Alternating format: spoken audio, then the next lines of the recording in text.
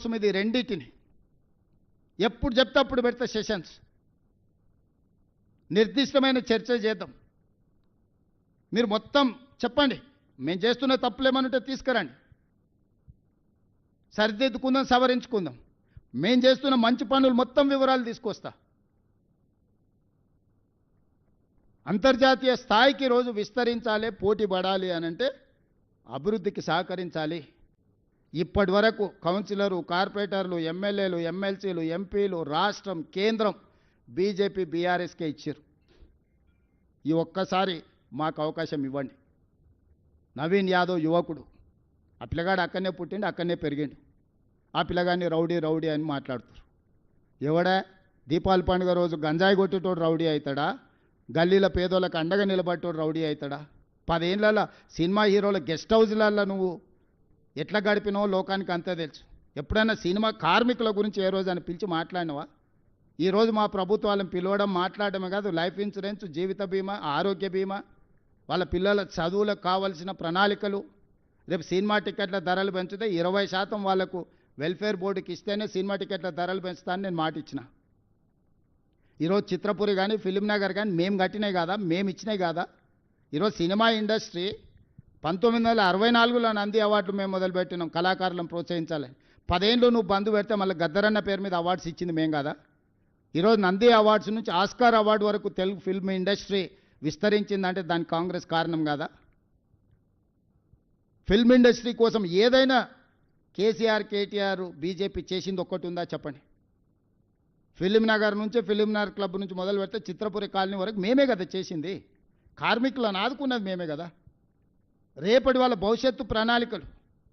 ఇప్పుడు బాలీవుడ్ వస్తుంది, రేపు హాలీవుడ్ను కూడా ఇక్కడ షూటింగ్లకు తెచ్చే బాధ్యత మేము తీసుకుంటాం. సినిమా పరిశ్రమను వాళ్ళని హక్కున పెట్టి చూసుకుంటాము.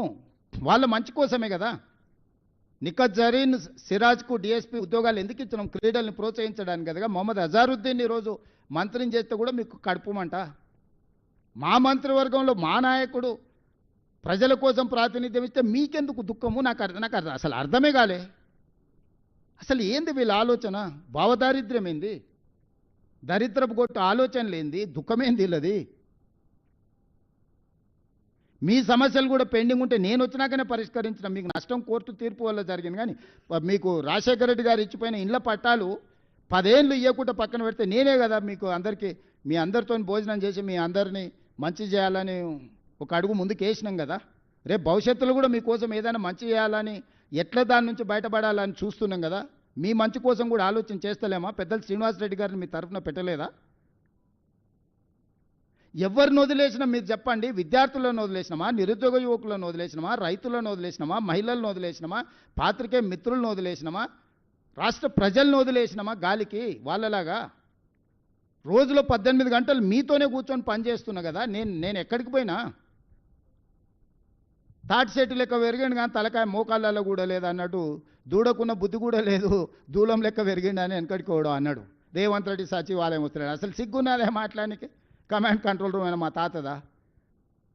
నా క్యాంప్ ఆఫీస్ కింద దాన్ని వాడుకుంటున్నా. రెగ్యులర్గా సచివాలయం నేను వచ్చి కూర్చొని సమస్యల మీద మాట్లాడుతున్నా. రోజులో 18 గంటలు ఎక్కడున్నా నా జీవితంలో కానీ, నా విధానంలో కానీ, నా నిర్ణయాలలో కానీ ప్రతిపక్షంలో ఉన్నప్పటికి ఇప్పటికి ఏమైనా మార్పు వచ్చిందా? మీ అందరితో వ్యవహరించే శైలి కానీ వాళ్ళలాగా ఏమన్నా దుర్మార్గంగా ఎప్పుడైనా వ్యవహరించినా? అసలు నా పోలికేంది? నా గురించి మాట్లాడేది హరీష్ రావు? నువ్వు ఎప్పుడైనా అద్దంలో చూసుకో నా గురించి మాట్లాడే ముందు. నాదేముంది? సాదాసీదా జీవితము.